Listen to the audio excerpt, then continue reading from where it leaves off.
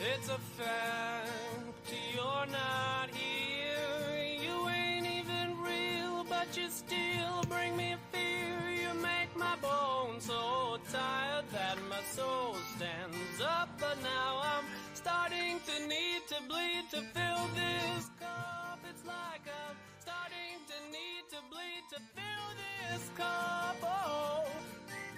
Hi, everybody, and welcome back to The Working Wing, a podcast where every week we watch some episodes of The West Wing and break them down from our own unique working leftist perspective.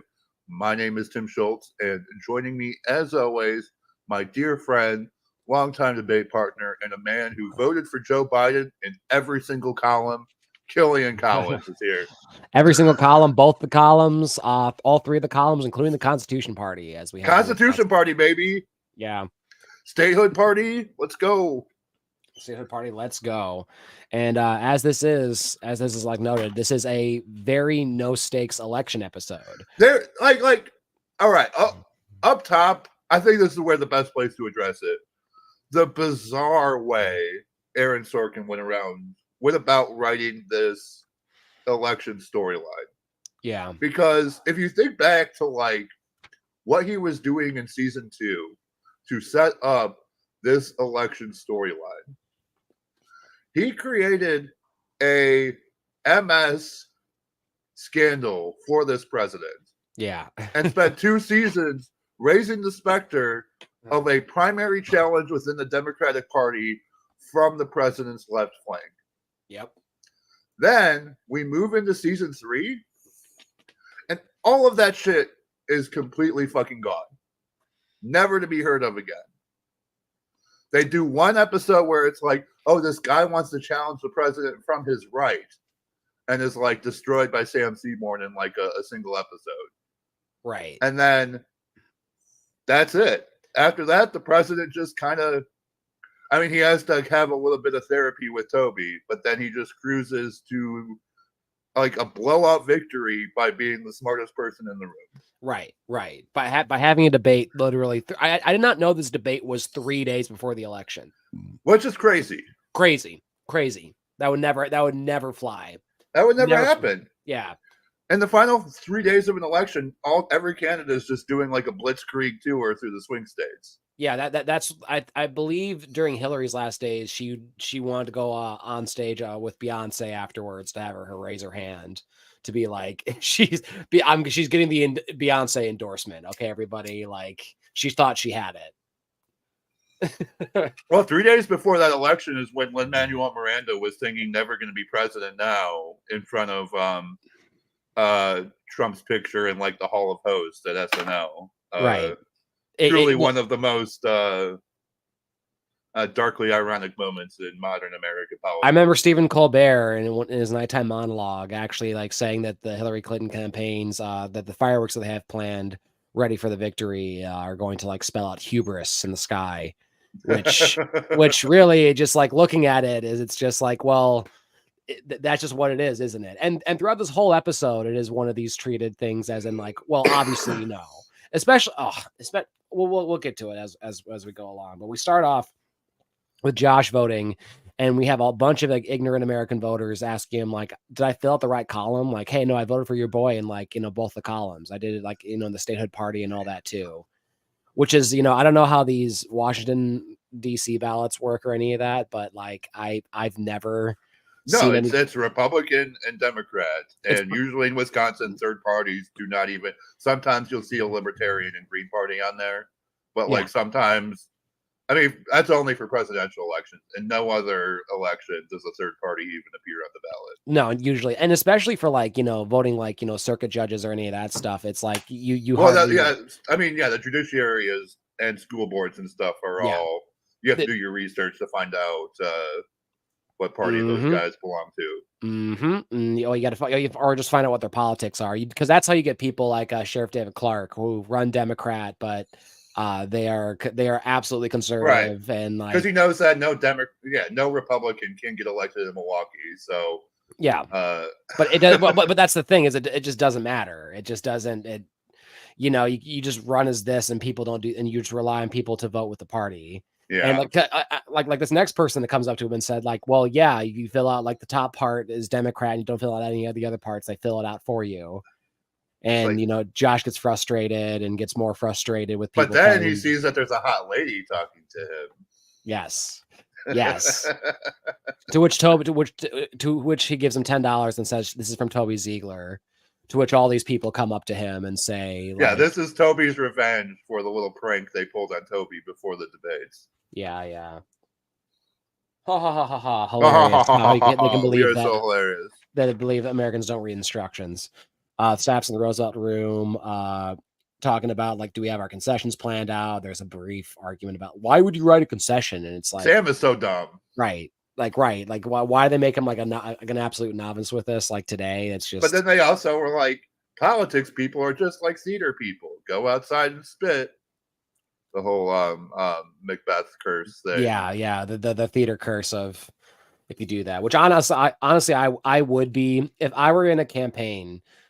If I were working a campaign like that and I were hearing people on election night talking about like how like, oh yeah, we've got this, like I would tell them to get the fuck out. Like I'd be pretty upset with them too. I feel superstitious about it. Especially because this was before the polls had even like seen exit polls or anything. To which Toby mentions it's like you don't want to tempt fate. you just don't want to do that. Like it's whatever you believe, it's just not good to invite that type of curse there. Don't read from the Necronomicon if there's no reason to. Yeah, we get a call from Will Bailey calling Sam, sticking his head back out into this. He's saying that the exit polls has their dead guy winning, pulling ahead. And Sam is on the hook to run for that seat now. So because if that guy wins, Sam is on the hook to run for it. Yep. Then we get Abby Bartlett and the president vote to the media to happily with all these cameras answering questions right away. The president's MS starts to act up as he's trying to sign papers. Yeah, it's a good it's a good ominous moment. That is a nice bit of. That's like the one thing that has any weight to this of like, oh, America elected a man whose body is literally falling apart on him. And he's not really talking about it. Like it's not like an upfront issue. It's a hidden right, issue. Exactly. It's so funny that like, yeah, he did this big thing of like, I'm going to reveal my health, and now he's just back to lying about it to everyone around him. Right. Yeah, we then. Lily Tomlin is up on it though. Lily Tomlin. Oh yeah, she's up on it. Bartlett has a narrow lead by like 1:30 p.m. Donna reveals that she has somehow voted for all the Republicans, so right, so stupid again too. Or like, not only Donna are you a scab, but like you're an idiot. So like you'll just like vote the entirely wrong party, and then Josh should have a funny line about like, oh, you want to double check, you might have voted for McCarthy. It's funny. It's funny because we have a horrific political history in our state. There's a guy in Chicago I know who's a McCarthy, and he's like, there's a ton of McCarthys around. Sure. Yeah, and he's that Chicago I went to guy. School with several McCarthys. Yeah. Like, well, yeah, we lived in the area. Like we got. We come from Appleton, where Joseph McCarthy also hailed from. Yeah, where the bust is, and also the home of the John Birch Society too. Yes. I mean, our city was a sundown town until like the mid '80s. So yeah, for damn sure. Josh is humbled. By Lily, telling him off by he's not listening to the details in the emails that she's sending. We need to have meetings on time. You can't just like have Josh likes that shit though. Yeah. He needs to be domed a little bit. He does in every aspect of his life. Charlie's visited by Anthony and the plus one. What was that movie, Tim? That movie with like what's her name? You're asking the wrong guy about. I don't know movies that well, but it's the one where like that one lady like adopts the black kid who's like, oh, huge. The Blind Side. Right. This is basically Charlie's The Blind Side of his the old bodyguards, the old dead bodyguards little brother, Make-A-Wish little brother. It wasn't Make-A-Wish, but Urban Achiever's little brother, his friend, what got basically an open liquor charge against him, and he needed to kind of like hang out with some White House people and show that he's a good boy to be able to play football. And they also even like cut the stakes on that because they're like, oh no, he's fine. It's just this one game that he's going to be suspended for. Right, like they're like what? Like they're like they could clear. Oh no, he's already got like a scholarship to Ohio State locked up or whatever, so he's going to be fine. Right. We just wanted to have him wander around. Good thing that none of our enemies use that kid to steal these secrets or anything, because y'all just kind of let him on in. That's true. They are just in there. Toby's Toby's ex Andy is getting a soundogram before they hear their election results for her. It's like, if you're noticing a through line throughout all these storylines, it's that none of them have fuck all to do with the actual politics of the election. Yes, because Aaron Sorkin has lost interest in all that shit. Right. It's all their personal lives. That's it. Yeah. It's all personal vendettas. It's all it's all like how they personally feel about it, and nothing illustrates that more in the next episode when we get to Bruno. Like that's. Oh, I love Bruno in the next episode. What a king. But yeah, basically the soundogram is nothing. It's just nothing. All it is Toby and Andy arguing about like whether it's like what kind of like PR damage control they're going to do about like handling the pregnancy, like in terms of her appearance. Right. And, like, and Andy is being weird about this, and then you find out in the next episode that she's trying to get sued by these crazy right wing people so she can have a big court battle about disclosure or political disclosures or whatever. Right. Use that as just like, well, hey, I'm not trying to wage this fight. I'm just like maneuvering in a way that I know they're going to hit me. So I mean, like, yeah, but it's honestly, it's a whole, it goes on longer. Richard Schiff and the actor with them, they at least have good chemistry. Yeah, they know, and that's the thing. That's what pulls these episodes. It's just like, I think Sorkin just started realizing it's like, I just need to like have these people not talk about politics and just like have attractive people in a room wanting to fuck. Because I'm real. That's all Leo and his lawyer do too. Oh my God. It's so inappropriate. It's so inappropriate. Like, it makes me think of Stephen Avery was like talking to like his like new lawyer, just being like, I don't know. I kind of want to just like get out of prison though. Like, I had a thought in the next episode when Leo's lawyer is literally just like sleeping on his couch. It's like, all right, is she billing him for that though? Yeah, right. I'm like Leo. There's call girls that will be more discreet and cost more discreet and yeah, exactly. Like, you don't need your call girl to have like a Juris Doctorate or whatever. And if you're wasting her time, then shame on you, old man. Donna tries to convince strangers on the street to go and vote for all Democrats if they're voting Republican because of the honor system, which Joe Biden campaign, listen up, because I think this might be one of your better shots of getting elected, is like making women on the street kind of take a page out of England and World War I's book about just like using women, trying to shame men into like voting the way that they want, or, going to war using the honor system. Right. Because there's nothing like people telling you that like, hey, don't send me to war, but you should go and fight based on the honor system. But I won't. I thought you were going into more like impressing, where it's like there would be like brothels that were actually just like they would lure sailors into the brothel, and then like they would get knocked out and wake up at a fucking like army training camp. Yeah. That's in a couple years, I feel. Yeah. That's Charlie educates the youth vote and has the blindside kid go and vote, and they have a gag about, I'm gonna do it again because this kid is dumb. No, I know it's really scary. You gotta go in there and you gotta fill out paperwork. It's bureaucratic paperwork.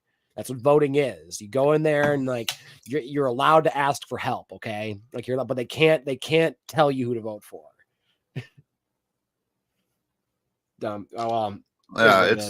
It's a lot. It is a lot. The president has a direct line to Lily now. She's right, like and it's like Lily is actually taking steps to manage the serious degenerative health condition of the president, something seemingly no one else in the entire administration is willing to do. Yes, and the president like we need a log of everyone the president calls, so that if he has an MS episode and forgets what he did that day, there's a record of it. Without directly telling him, I know you have MS. Yeah. But he obviously knows that you wouldn't be doing all this if you didn't know I have MS, because she pays attention to detail. Yeah. She's great. Right. Donna gets owned for not filing her ballot out properly by some bow tie conservative that she yells at and calls a fascist. When he's just like, you're obviously like, aren't you supposed to be like smart? like you lecture people on like, going to college, and like, aren't you supposed to be fucking smart? Like what the hell? Like, which of course, like, it's like, Donna, just own your losses and just accept you voted for Republican. Just accept it. But yeah, then some Navy commander lieutenant named Reese comes up and accepts her logic, because he's like he's like the new, since the bodyguard's dead, that's going to be their new honorable military personnel guy, played by 90s great Christian Slater. Yep. Yeah, so we have Commander Lieutenant Reese having that storyline. Lieutenant Commander. Yep. I'm sorry, I don't know my Navy stuff. Will Bailey is connecting with nature. I have that there because he commands the rain to come down. Yes, and in these scenes, I think you can tell a little bit of backstory rewriting has taken place since the last time Will Bailey was on screen, because now there is smooth, just butter smooth dialogue in these scenes where the hot chick who worked for him is like, I'm so glad you're my brother. Right. And like every single scene she's in these 2 episodes. Which was like really weird, because it was like the looks they were giving each other before was not. Yeah, if that was no, that was not part of their backstory. That seemed like were you guys going to a trailer park together or something? Like, well, either that or Sorkin was like several years ahead as far as like television trends. He saw the Game of Thrones thing coming. Or they grew up in a trailer park. Like, they did. California, they might have. And I'm not sure. Like, well, they grew up in Europe, I think, because their dad was the supreme commander of. That's way better for inbreeding. That's way better. Yeah, like those Europeans. President wins New Hampshire. I have a dramatic eye roll for that, which is just like, oh man, good. Sigh of relief, everyone. The president won New Hampshire, and the Dakotas, apparently. Who gives a fuck? Like, who gives a fuck? Who gives a flying? They have like 5 electoral votes between them. Like, it's just like kind of funny to me, because it's just like, if you're gonna write a fictional landslide, why not just say like he made Texas blue? But right. At that time, Virginia was still going red. If I don't recall correctly, in the early 2000s, I think Virginia was still going red, and it's a blue state now. Yeah. So, I mean, Ohio was the opposite. Ohio was pretty frequently blue, and now it's solidly red. Now it's solidly red. And, like, you do get those kind of changes, but like, why not just go for the goals where it's just like, oh shit, dude, we beat the rival in like their home state by a shit ton. Like, if Kamala Harris ran and she lost California, I mean, I doubt she'd lose California, but like, if she does, like, that just like the biggest, like, oh yeah, dude, we fucked you guys hard on this. Like, it's a good point though. It's like he tries to keep it reasonable, but no, it ends up being a huge eye roll of like how much Bartlett won by. Yeah, and how excited he was to win New Hampshire, where it's like, wow. Basically, president wins the election with basically 1 million in the popular vote. We don't see the electoral, but we just see like the million votes, which, I mean, honestly did not really mean much later on with the 2016 election either. No, because this election, we can assume he's picking up states at a nice clip, because this election is called pretty early in the night. Yeah, all things considered, because all the other races that were too close to call were House races, including Will Bailey's California Orange County election. Yes. and then some other irrelevant elections. I'm sure that they'll be relevant in other episodes. He's only down by like 88 votes, and Abby can tell that his MS is worse. I mean, obviously she should be able to tell. Lily can tell. And then they start their honeymoon. They start their electoral honeymoon. Then we get to the next episode, and we start off with you have the three house races are undecided, and we get Will Bailey's man. He ends up winning the election. We end up when we see Sam be as upset as possible because he's realized that he wrote himself into a hole, promised himself into a hole by telling a widow that, well, fuck, I'll take his place in the runoff. And then Sam is like seriously considering just being like, nope, sorry, I lied. Haha, sucks to be you, widow. Yeah. I mean, he could just be a man and just, like trip himself and, just say like, oh, I can't run, I'm horribly disabled. I Phineas Gaged myself. I'm sorry. I can't run for president. I mean, John Fetterman recently proved that is not a barrier for the that is not a barrier to get someone elected.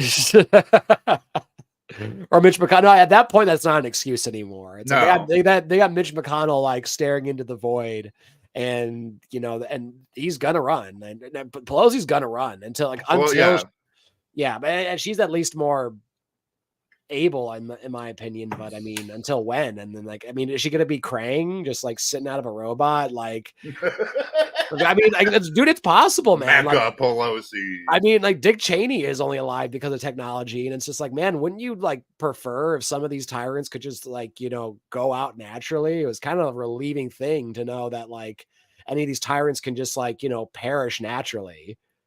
But again, I digress. No. It's we have to go somewhere because this episode does not have that much. No, it does not. It does not. Like I would rather them be talking about like technocracy and like transhumanism or any of that. But alas, we're sticking with this. This fictional election is not that interesting. This fictional,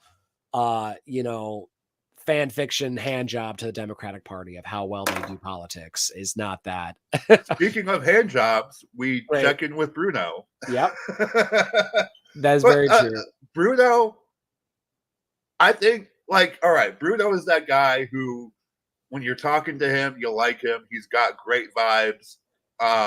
20 years later, they're going to find out he was on the Epstein plane a lot. Yeah. Yeah.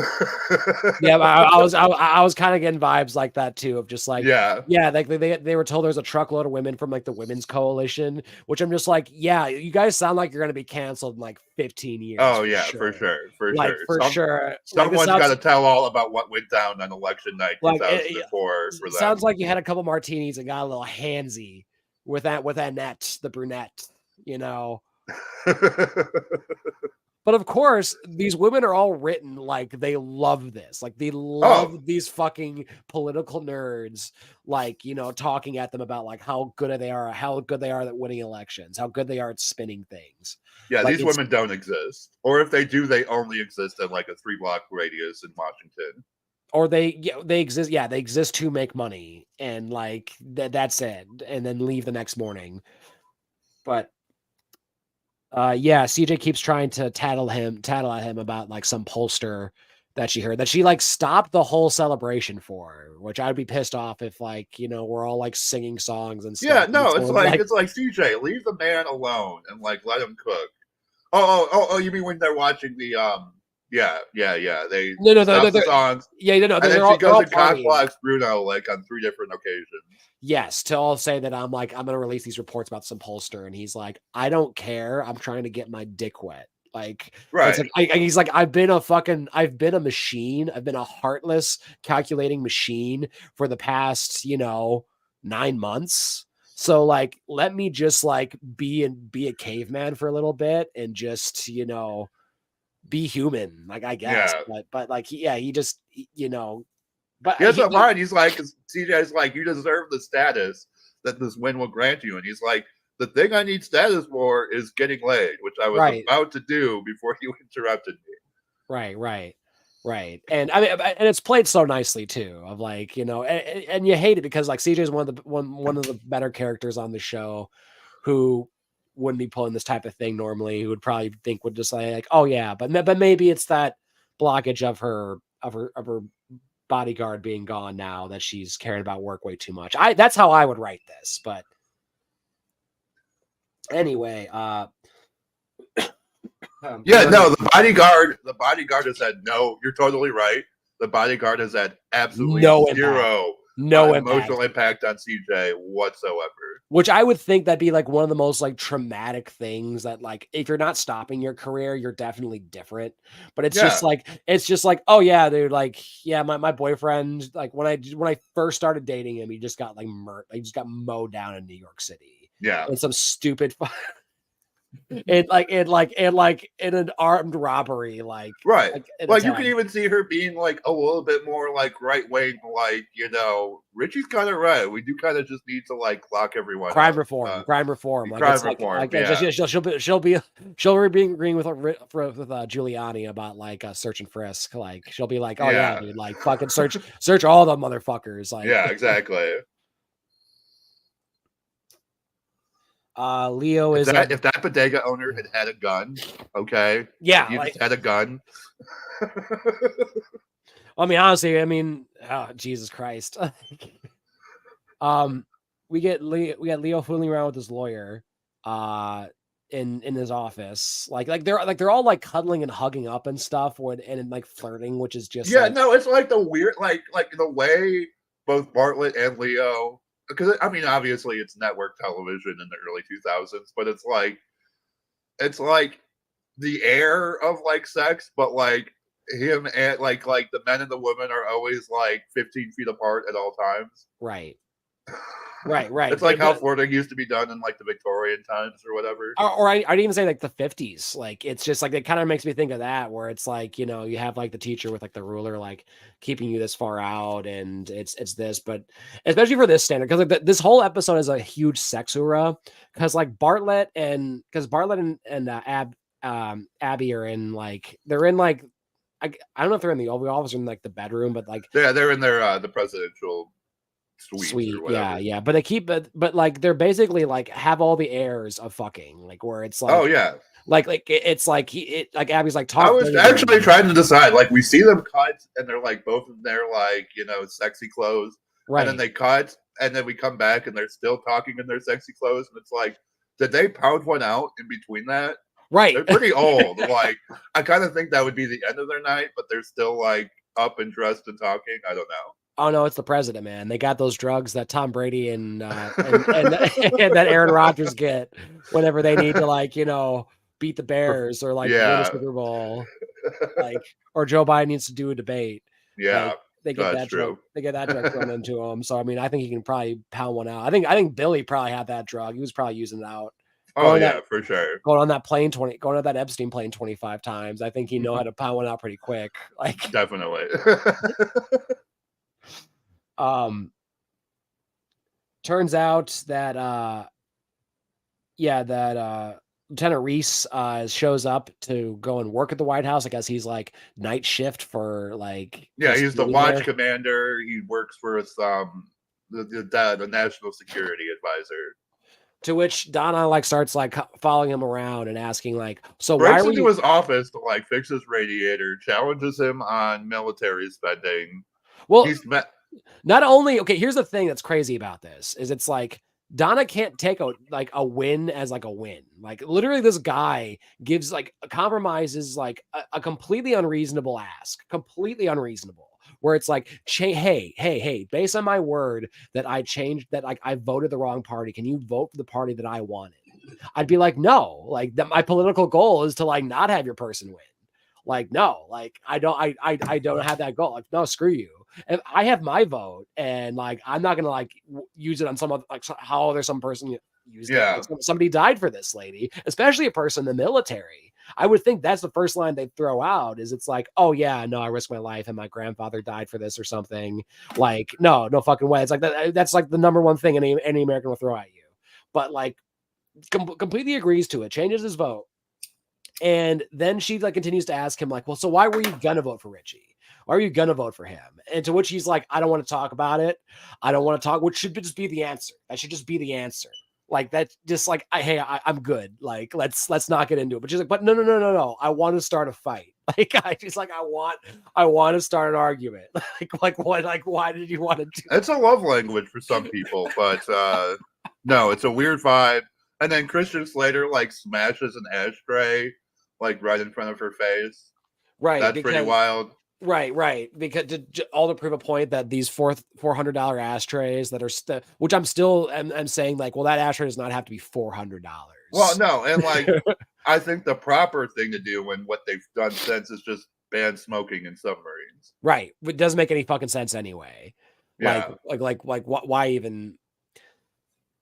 Oh, but anyway, still, the military industrial complex in America is like a giant money laundering operation. Anyway. It is. So it still is like the ask is unreasonable, and she still doesn't attack it the right way. She just does the same old like neoliberal thing of I'm going to attack this because you're the bad guy on this, and like I'm like the right. Well, I didn't know it was exactly like that, and you smashed that thing in my face, so I'm going to shut up now. Yeah. To prove that it only broke into 3 dull pieces. Yeah, then the Bartletts are having caviar and vodka. Leo tells them that they just all right. They had a coup in Venezuela. This coup Venezuela thing is also weird.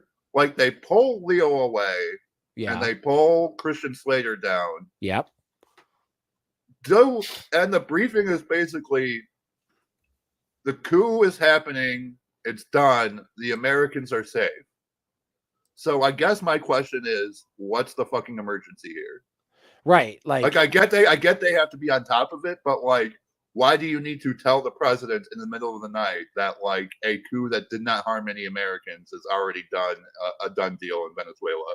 Can you not tell him that when he wakes up at like 8 o'clock in the morning? Is that like directly in the language of the Monroe Doctrine? Is that the president needs to be woken up? Like,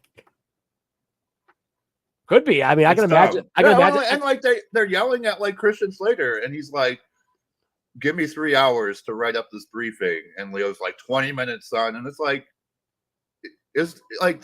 what's the urgency here? Yeah, that seems reasonable. 3 hours? Oh yeah, 4 a.m. and you give it to the president 4 hours later?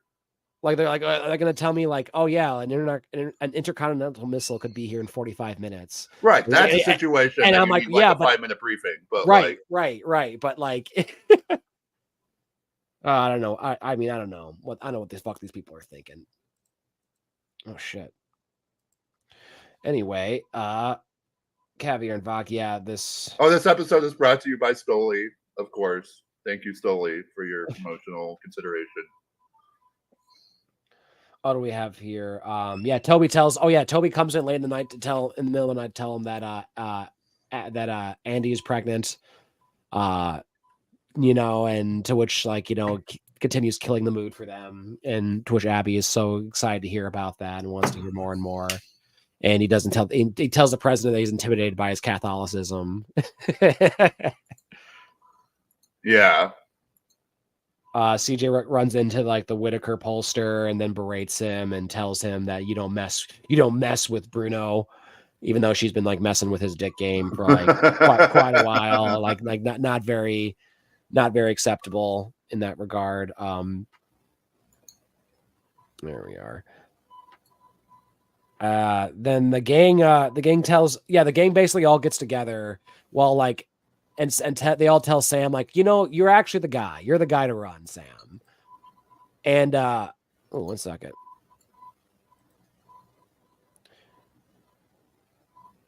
They tell Sam that he's the guy to run. Well, and they're like very clear throughout the entire thing that Sam is going to lose this election. There is no chance that a Democrat can win in like the richest county in California. No way.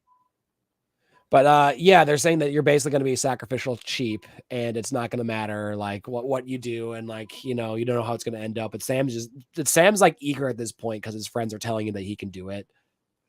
Like, not really realizing that it's like, well, yeah, you're the victim child in all this. Like, you're going to be you're gonna be our lamb that's gonna lose in this recap thing that like they barely won. And it's like, yes, this little Will Bailey that you made fun of and told him that like you never had a chance is going to like laugh at you and be like, guess what? I fucked you though. And I made sure that like you have to do this thing that you weren't really willing to do when you came to me and like told me that like, well, you should just not try as hard. Yeah. And now I feel like if I'm Will Bailey, I'm going to dedicate my next couple of months during his reelection campaign to pop in every once in a while, not to work for the campaign, just to pop in and tell Sam that, hey, you should probably just drop out because you suck. And, you know, I have all this dirt on you about you visiting this, like, you know, harassing this prostitute in the middle of the night. You, Crush Lyman. Yeah, not that. And then we get, Leo tells his lawyer at the end that it's that's like, well, we got Luma in there. That's how we want it, but it's like it's how we got him in there. It's like, with a coup d'etat. And I was like thinking like, well, it's never really bothered you guys before. Like, right. No, yeah, Leo's all wrong. Well, it's like, no, they love coups when it's the CIA initiating it.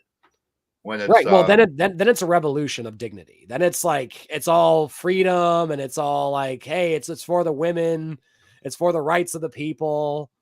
And honestly, who knows about the politics of this like made up Venezuelan generalissimo? But I mean, shit, half of Hugo Chavez's like politics, like, you know, other things we're told about him were like already crazy.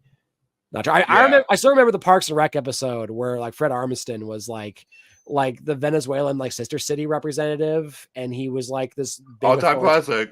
Right, and he was a big authoritarian. Like he was saying that like jail is the best thing they've ever invented, and like, you know, you go to jail for like overcooking fish. Right, but I mean, at least they were kind of making a point, because like when that character is first introduced, he's like, "Oh no, our country is fucking great. Like we got lots of money. Our like public services are the best in the world." And then he hits you with the jail thing. Yeah, all because of jail. Like it's all because of jail. I mean, shit. I mean, you're gonna have to have a jail. Like it's like, yeah, I get it, and I get the glorification of saying, yeah, like our police is like the best. That's why there's no crime. That's what people. Whenever I hear people talking about the United Arab Emirates, and they start like talking good about it, and they're like, yeah, you see any of this crime that's out there? And I'm like, yeah, it's because all the crime is like being committed within like four walls. It's like it's really convenient. You know, like they take them into a hotel, and like, you know, and also they have the backing of the U.S. and to some extent the Mossad to like actually like take out whoever they want to take out to like keep their power, i.e. That one journalist that got hacked up. So like it's, you know, and of course like their allies are just going to be like, well, yeah, they were fighting for ISIS, and you know, right. Well, it's like, you know, like, hey, does anyone remember when Joe Biden said on the campaign trail that he wanted to see the United Arab Emirates humiliated on the global stage for what they did to Jamal Khashoggi, and then all he's done as president is just like sign new deals with them. Right. No, it's like the biggest crockish. I mean, of course, I who would think that he was actually going to be honest about it? It's only because Trump's it's your opponent's actually doing like working with them, but it's like every U.S. opponent's going to do with. I mean, shit. Look at Bernie Sanders. Look at like how Zionist how Zionist he is too, where it's like, yeah, man, like I just think about if he would have got elected in 2020 or something, how pissed off all of his supporters would be with him at this point. Yes. Like, so, you know, these elections though, they always go greater in your head in terms of fiction. And this is the way, and I think that this election was the way that the Sorkin mind thought that the Gore campaign was going to. Yeah, no, this was Sorkin, and it was Eli Addy correcting the mistake that was Bush getting elected in their mind. Yes. Yeah. Because the public just didn't know quite enough, even though apparently the public was too dumb to fill out ballots right. And, you know, they're just... That's true. The start of the election episode is very much Florida in 2000 with like the hanging chads. Yeah. Yeah, but hey, we have a whole new shit show to look forward to that even in our heads, in terms of the fiction that we have in our heads, is not turning out very nicely. Right. I tried to like write a good at this point I can't even write a like satisfying fiction for the 2024 election. No, because you're gonna have regardless, I think many people are going to think that this election is like not going to be legitimate. Like I think that there's going to be like that's going to be a huge theme of this election. It's gonna be a shit show no matter what happens, for sure. Yeah. Yeah, it is. And hey, we still got all year to think about. And plus 4 years since like remember like how like the start of the pandemic, we heard about COVID-19, but we were like, it eventually will come to us. And then March hit and that election cycle completely changed. And it's the January of the election year is like quite a special time. I still remember going to me and my girlfriend at the time went to my wife now, we went to Iowa and we went and canvassed for Bernie Sanders out there and saw the shit show of that primary. To which, I mean, I'm not sure. Is Iowa actually? Are they the first to win the primary this year, or like did they switch that? They are. There is a slap fight happening on the Democratic side of these primaries because Joe Biden lost in New Hampshire and won in North Carolina, and then a couple months into his presidency, it was announced that he had decided that North Carolina was just a better, more representative primary. And that North Carolina would henceforth be the first Democratic primary. But New Hampshire has like laws built into their state that they have to be the first primary. New Hampshire New Hampshire does. Wow. So they have removed Joe Biden from the primary ballot in protest of him rearranging the primary schedule. This is crazy. We'll just remove you from the ballot. Like that. It is kind of nuts. Like it is. But I agree.